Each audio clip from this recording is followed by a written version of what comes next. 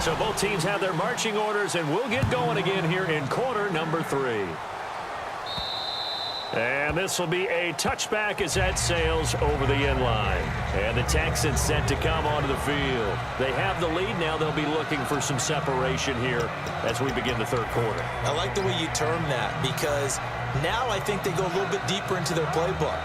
They like what they did in the first half. That worked okay. But in order to get the separation that you just talked about, change things up a little bit. Change your tendencies. Try and hit them a little bit more with some things they didn't see in the first half. Let's see if they do just that.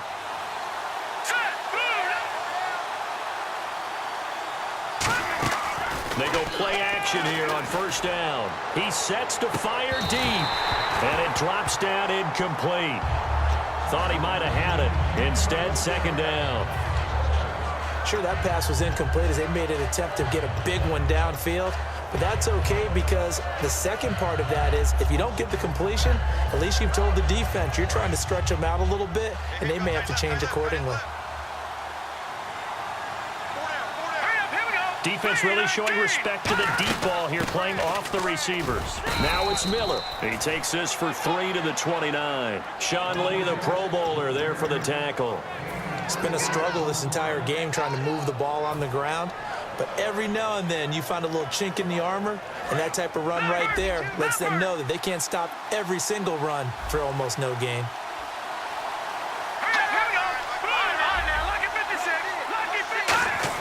On third down, Osweiler. And he's got it over the middle, Fedorowicz. And how about this one now? In their own territory, a gutsy call. They're going to go for this on 4th and a yard. Well, it looks like they got what they wanted. They got the completion, but they weren't able to break any tackles or gain nearly enough yardage to pick up the first down. Now to be 4th and short.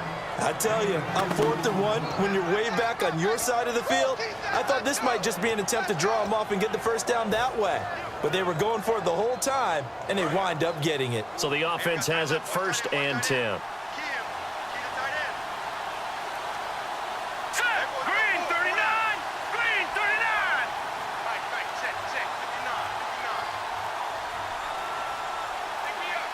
Time running out here on the play clock.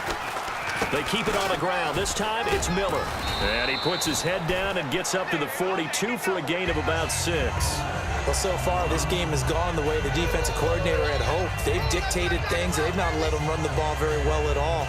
They gave up a nice game there. I doubt it'll back off their confidence. They've played so well throughout this entire game.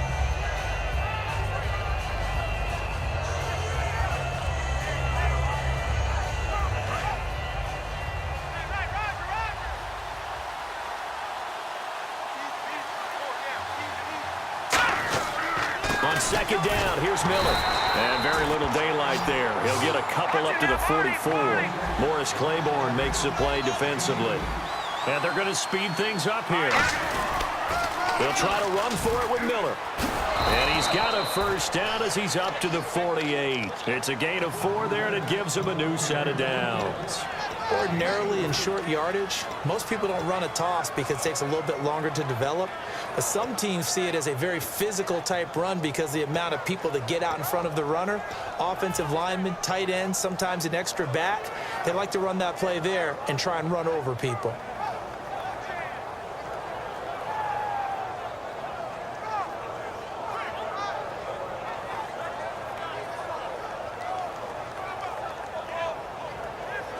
So the run moves the chains, and here we go on first down.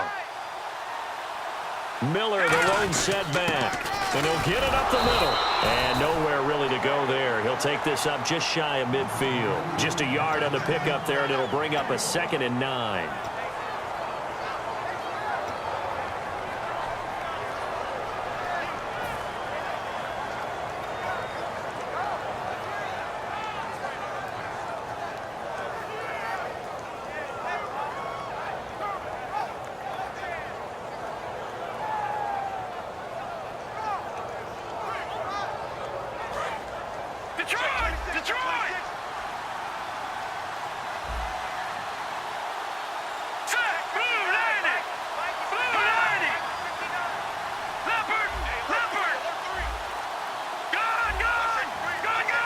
The play clock's running down. And with the play clock running low, Bill O'Brien's going to signal for a timeout. It's just their first, so 2 remaining as they burn one here in this third quarter.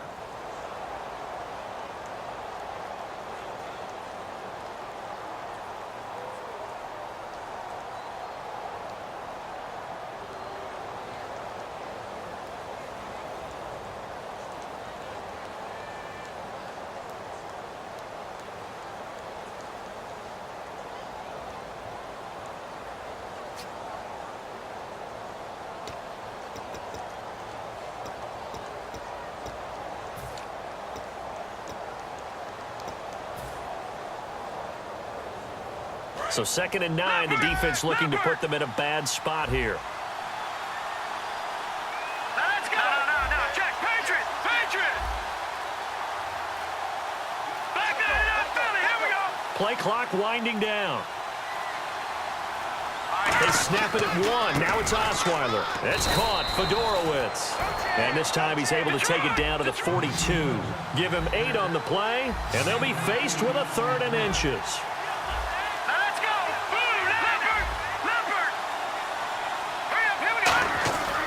Osweiler now to throw on 3rd down.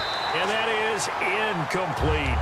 And I think the end result, knocking the ball away, was a product of understanding where they were on the field, understanding how many yards they needed to pick up the 1st down, and tightening their coverage accordingly.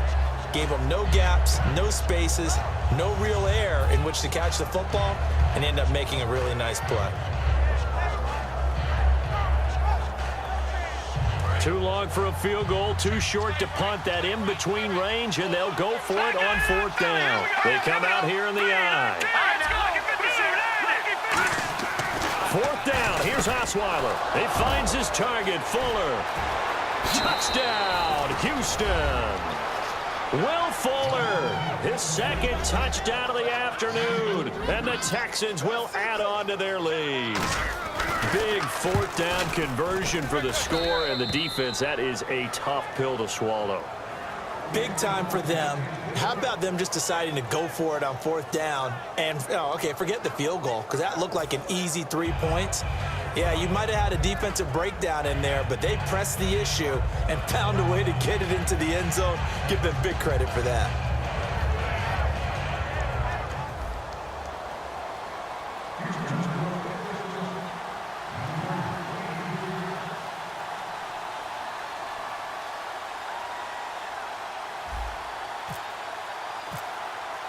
Now it's Novak on. He'll send this one away following the touchdown. This is taken at the 3. Now we take a glance at the offense as they work their way back out for their first possession of the 2nd half. They're down in this game. A chance for the offense, though, to put something on the board, get some momentum here in half 2. Try and get things kick-started for them. And you know at the half, they discussed how they were going to get that done. This is where scripting comes into play a lot of the time. How many plays do you script coming out of the 2nd half? Most of the time in the 1st half, you're scripting 12 to 16. I think in the 2nd half, you're really scripting more like 8 to 10. Kind of a starter or an opener, whatever terminology they use. Just something to get you off to a quick start.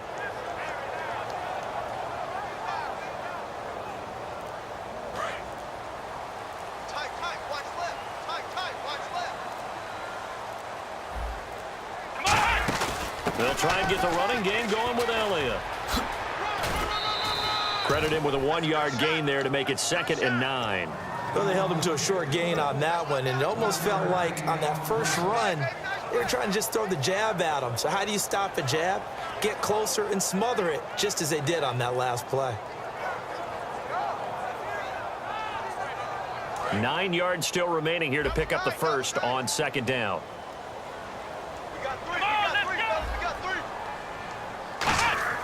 Second down, Prescott. And his throw's going to be incomplete. Jason Witten, the intended target. And it's 3rd down. I wouldn't be shocked at all right now if there's a look of surprise on the big fella's face, because he had the route that he wanted, running the corner. And usually he's able to use his body and catch the football. But a really nice play by the defenders, able to knock it away. On 3rd down, it's Prescott, escaping the pressure right. And the 3rd down pass falls incomplete. Timing's crucial in any route thrown, but when you throw an out, so many things are going through the mind of the receiver. Catching the ball, timing it up with the quarterback. Are my feet going to get down inbounds? On that play, all those things going through his head might have caused him to drop it.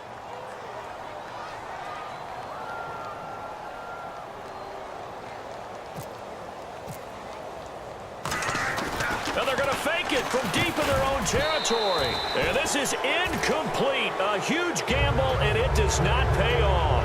And now out comes Houston. And that recipe on their last drive that resulted in a touchdown looked pretty good, so they'll be hoping to do that once more. And it takes me back to when we sat with the offensive coordinator and the head coach. They felt pretty good about their game plan and thought there were some holes in the defense, and they exploited them the last time out. Let's see if they can come back and put together a similar drive. And we'll see if they can do just that. He'll get forward for 3 down to the 16-yard line. And third quarter here, you've got the lead. This is where that strong run game can really benefit you. Stayed in bounds there, kept the clock going. I like all the points you just made there. And if you throw the football and it's incomplete, now you've stopped the clock and you've helped out the guys on the other side of the ball. So keep it in the hands of those runners. Keep moving it. Keep grinding clock.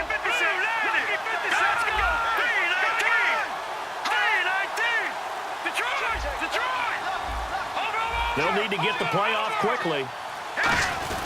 Now a handoff to Miller.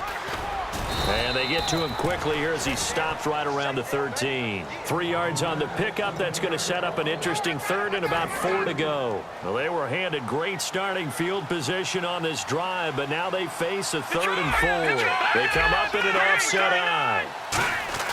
Now Osweiler. That's complete right around the 8. And he picks up the first as he's able to take it down to the 7-yard line. And they're going to hurry back to the line now. And fits the exact right word. Over the middle, there's almost always traffic, so anytime you're a receiver in that area, you're not just focused on catching the football. You're wondering where the collision's going to come from, right? Because there's almost always someone there able to concentrate, catch it, and even added a little extra at the end with a short run.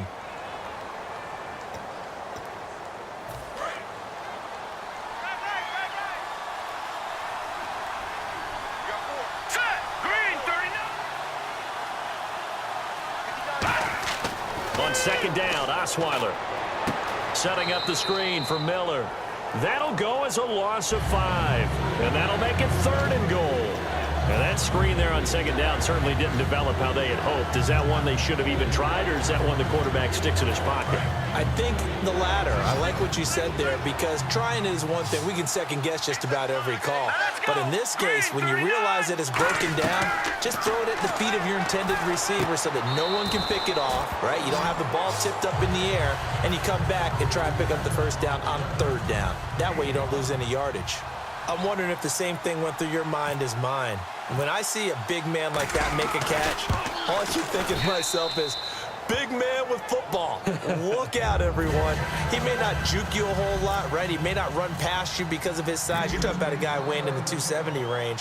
But, boy, once he gets his mitts on the ball, he's going to be tough to bring down. And this will get out of bounds. No worries there, though. That still goes as a touchback. Now the Cowboys offense heads back onto the field. And on that last drive, went for it on 4th, turned it over. But good job by their defense, though. They held them to 3, but this offense, they've got to be a little bit better, a little bit more careful here. And sometimes when you see these calls on 4th down, when they decide to go for it, it's not necessarily the coach saying, I believe in my offense. Sometimes the coach saying, I believe in my defense. I can afford to go for it here, because if we don't get it, I don't think we'll give up more than 3. And that's exactly what happened. You think that factored in? I do. I think that he had that in his... Now whistles come in. We're going to get a timeout here by the offense. It's just their first. They'll be down to 2 remaining as we step aside here in the 4th quarter. It's a 5-receiver set, 3 to the left, 2 to the right. They come up in an empty set, 4 wide receivers, 1 tight end. Eluding the pressure right. This is intercepted. Picked off by Kareem Jackson. And he returns it up just shy of the 20 to the 19-yard line. And now out comes Houston. And they had 3 points last time, but they didn't want 3 points because they were well within range.